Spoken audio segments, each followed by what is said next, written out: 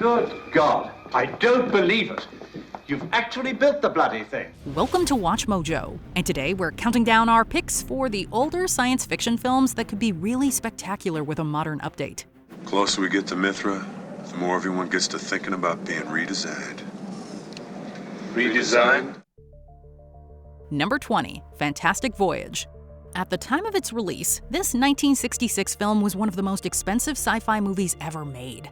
It follows a team of military officers and doctors who use brand new technology to shrink themselves to microscopic size so they can enter a man's body and remove a fatal blood clot. Medieval philosophers were right. Man is the center of the universe. We stand in the middle of infinity between outer and inner space. And there's no limit to either. If that plot sounds familiar, it's because there was a Magic School Bus episode with a very similar storyline. Critics raved about Fantastic Voyage's special effects, and the movie even won an Oscar for them. However, after 60 years, they look pretty dated. Both James Cameron and Guillermo del Toro have been in talks to direct a remake. With some Hollywood A-listers and cutting-edge special effects, that sounds like summer blockbuster potential. Very poetic, gentlemen. Let me know when we pass the soul. Number 19, Zone Troopers.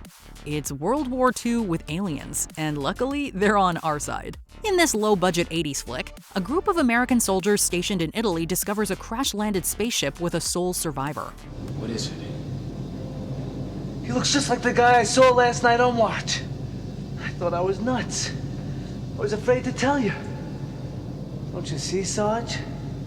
We're on a rocket ship or something from Mars. It's pretty campy, but it seems to be self-aware about that fact. The movie is begging to be remade as a straight comedy or even a satire in the vein of Starship Troopers. Better yet, let's get Roland Emmerich to make it a totally sincere war movie with all the battles and explosions you could ask for. We will not help you kill your own kind. The Nazis ain't our kind, pal. Number 18, The Astronaut's Wife. Johnny Depp plays an astronaut who goes to space where something mysterious happens to him. When he comes home, he is a changed man. I'm sorry if I was a bit rough. I guess maybe I had a little too much to drink. He's aggressive and confrontational, and immediately impregnates Charlize Theron with twin alien babies. The best thing the critics could say about this box office bomb was that it was, quote, moderately diverting. It was unfavorably compared to Rosemary's Baby and was slammed for being too slow and predictable. It wouldn't be hard for a remake to improve upon the original, and in the right hands, it could become a terrifying psychological sci-fi thriller. Well, maybe we should watch it together. No. Let's watch the movie. You sure? Number 17, Demolition Man. Reviews of this Sylvester Stallone vehicle were extremely mixed. Sly plays a cop who gets cryogenically frozen in 1996, then awakened in 2032 to hunt a deadly killer. Phoenix is going for a gun, plain and simple. Trust me, he's going for a gun. Who cares what this primate thinks? Resonate some understanding. The only place a person can even view a gun in this city is at a museum. He discovers that in the future, crime and violence have been mostly eliminated, but everything fun has been outlawed in the process. Critics and audiences couldn't decide whether the movie was meant to be a satire. If it was, it went over a lot of people's heads. It was still a box office success, and it has its share of fans. Well now, what shall I do with you? Bobby? I am an excellent associate, sir. A remake could fix the tone and make the satirical elements sharper. We might even be able to get Stallone, Wesley Snipes, and Sandra Bullock to reprise their roles. Number 16, The League of Extraordinary Gentlemen. Captain Nemo, Jekyll and Hyde, The Invisible Man, and James Moriarty all in one movie? I'm waiting to be impressed. The fate of the world is at stake. There are still 2 more members to recruit. The clock hands turn, gentlemen. This adaptation of Alan Moore and Kevin O'Neill's comic series should have been a smash hit. In reality, it turned out so bad that it made Sean Connery quit acting, and director Stephen Norrington hasn't made another movie since. It is badly written and poorly paced, and some of the plot contrivances make no sense. Then the game is on. Rumors of a reboot have been circulating since 2015, and it's past time to make it happen. With the right budget and cast, this movie could be extraordinary. Number 15, 1984. Widely considered the best adaptation of George Orwell's classic dystopian novel, this film was lauded by critics. It's a beautiful thing, the destruction of words. You won't have seen the dictionary, 10th edition yet, Smith? It's that thick. They praised John Hurt's performance and the depth and beauty of the production. It doesn't need a remake to improve it, but a new adaptation of 1984 would be more timely now than ever. With political division skyrocketing in many countries, Orwell's ideas are as relevant and important as they were when his book was published. How did you manage to get hold of all this? Oh, there's nothing those bastards don't have. A reboot would undoubtedly resonate with modern audiences, whether or not they're already familiar with the story. Just don't make us wait until 2084 for it. Number 14, Forbidden Planet.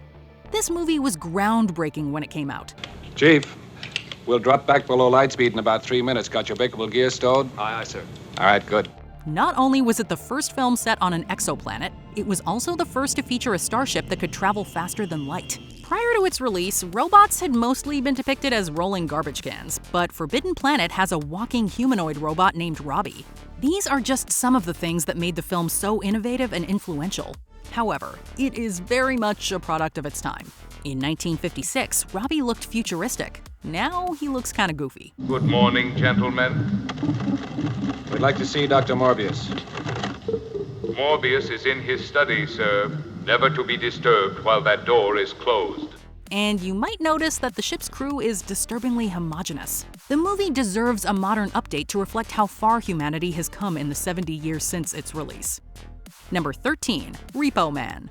This sci-fi black comedy satirizes everything that made the 80s the 80s. Reaganomics, consumerism, nuclear power, you name it. Screw that. Ain't gonna be no Repo-Man, no way. It's too late. You already are. Critics ate it up, calling it one of the best films of 1984. It's still extremely entertaining to watch, but imagine a remake that takes aim at today's politics and culture. It could be brilliant.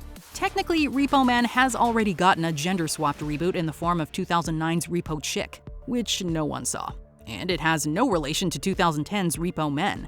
That means it's due for a true remake. You want out? Do you? No. What's the matter with you? Do you like your job anymore? Not happy in your job? Number 12, They Live. Another 80s classic that satirizes consumerism, John Carpenter's They Live takes a very different approach from Repo-Man. Instead of comedy, it leans into the horror of materialism and conformity. What's your problem?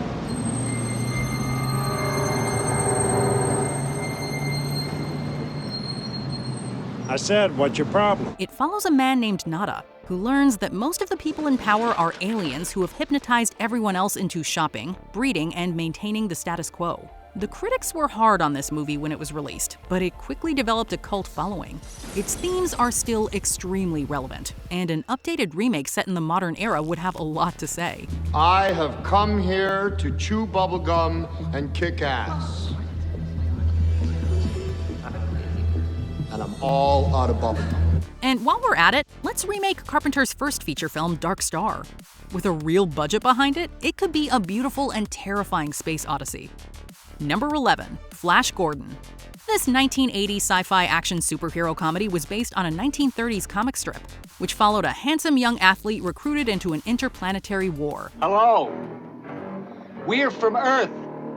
Friends.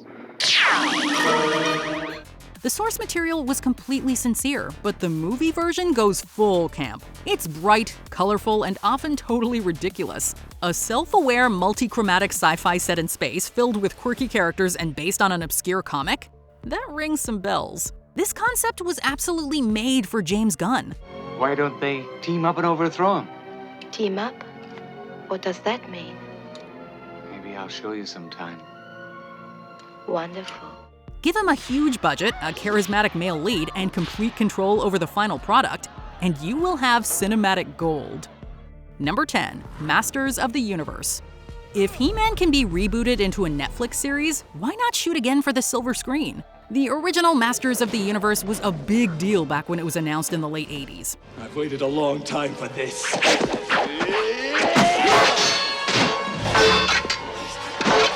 This was a hugely successful toy line and animated series, so catching the Prince of Eternia and his pals in a live-action movie was something exciting for teens and young kids. Action star Dolph Lundgren makes for a fitting He-Man, while Frank Langella puts in a seriously powerful performance as Skeletor. Wait till He-Man arrives. He'll see to you. Willie, I expect him at any moment. The OG may have been a box office bomb, but we love it enough to give a new version the green light. Number 9, Howard the Duck. Speaking of box office bombs, there are few 80s movies more infamous than this early Marvel misstep. This is obviously no place for an intelligent, sensitive duck. This is unreal. Actually, we may say misstep, but we have a lot of love for Howard, and it turns out we're not alone. His cameo at the end of the first Guardians of the Galaxy drove fans wild with rumors that the extraterrestrial mallard might get his own standalone film. This hasn't happened yet, of course, but we're still holding out hope that Marvel might want to put right what once went wrong. I can't sit here on my tail feathers feeling sorry for myself. I've got to think about practical matters. A PG-13 or even a hard R-rated adventure in space might be just the ticket. Number 8, Sphere. You know Michael Crichton, the man who gave us Jurassic Park? He wrote a bunch of other great books, and one of them was Sphere. You're kidding. This is the greatest scientific discovery since Copernicus. It's bigger than Copernicus. The idea that we're not alone, it'll change everything. It's a trippy sci-fi psychological thriller that follows a crew of scientists exploring a mysterious spaceship discovered at the bottom of the ocean. Unfortunately, its 1998 movie adaptation was not good. It has a dismal 13% approval rating on Rotten Tomatoes, and critics described it as derivative, poorly paced, and overly explanatory. We're all gonna die down here, you know. What? What? The source material is so brilliant it's begging to be remade. Can we please get Steven Spielberg on this as soon as possible? Number 7, Flight of the Navigator. Disney has announced a reboot of this classic multiple times, including as far back as 2009, but so far, nothing has materialized. Jeff, I'm scared. We'll figure something out. This is a shame because many older moviegoers who grew up with The House of Mouse have fond memories of this one. The film's groundbreaking CGI effects have aged pretty well, all things considered. And we'd be excited to see how they'd look with updated technology. Uh-oh.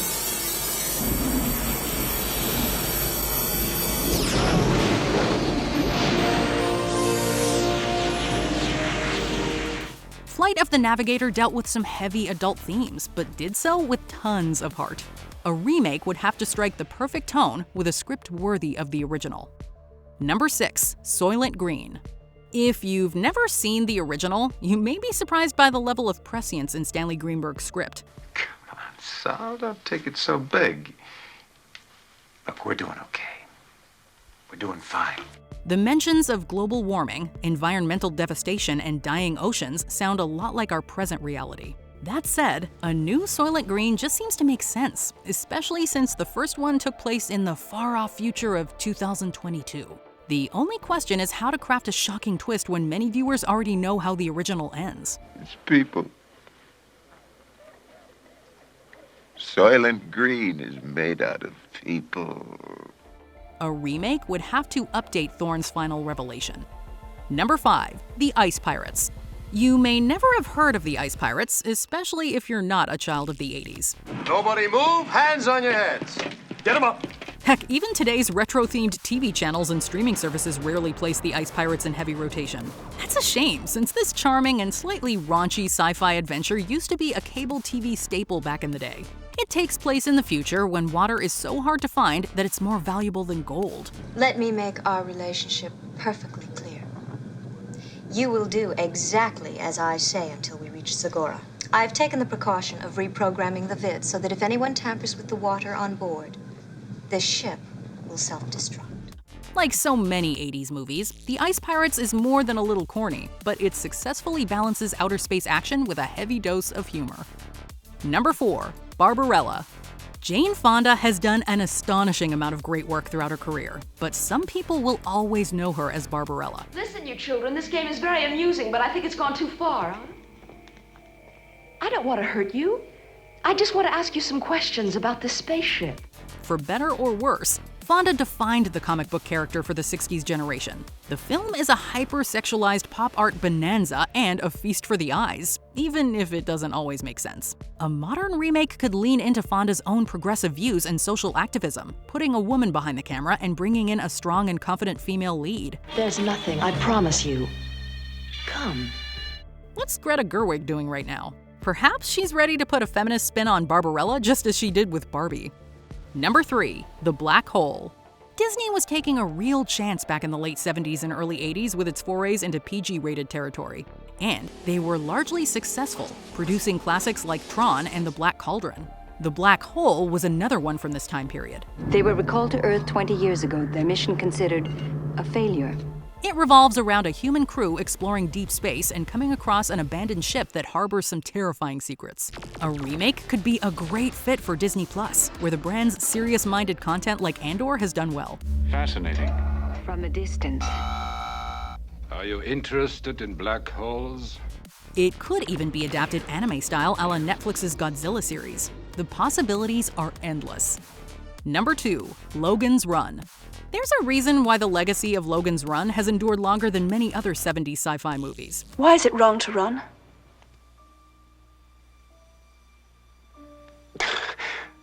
You shouldn't even be thinking such things, let alone talking about them. For starters, it has a great plot, following a renegade assassin who's on the run from a dystopian society that euthanizes its citizens once they reach the age of 30. Its influence can be seen in plenty of other movies, from In Time to The Island to The Hunger Games.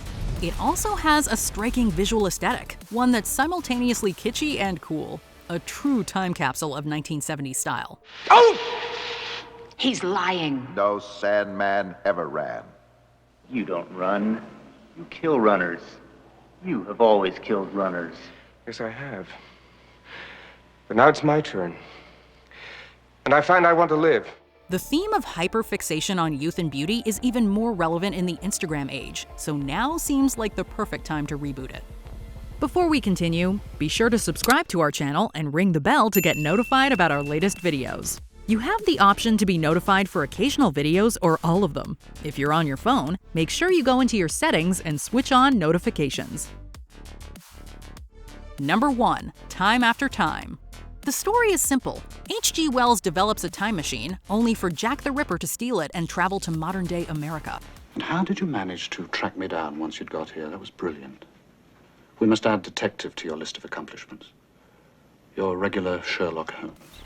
If that sounds a little absurd, it is, but it's also incredibly entertaining. The three leads, Wells, the Ripper, and love interest Amy Robbins, carry the film, and they are clearly having a good time doing it. Our society has long been obsessed with true crime and cold cases, so having the Ripper walking among us is a wonderfully frightening thought. I don't understand. Why can't you just go to the police, tell them who they're looking for? What's wrong with that? They'd never believe me. Plus, the time travel element lends itself to so many interesting possibilities. So what are you waiting for? Get on it, Hollywood! Which of these movies would you most like to see remade? Let us know in the comments. I'm happy that you're happy, but the place where you're supposed to have the toilet paper, you got this little shelf with 3 seashells on it. He doesn't know how to use the 3 seashells.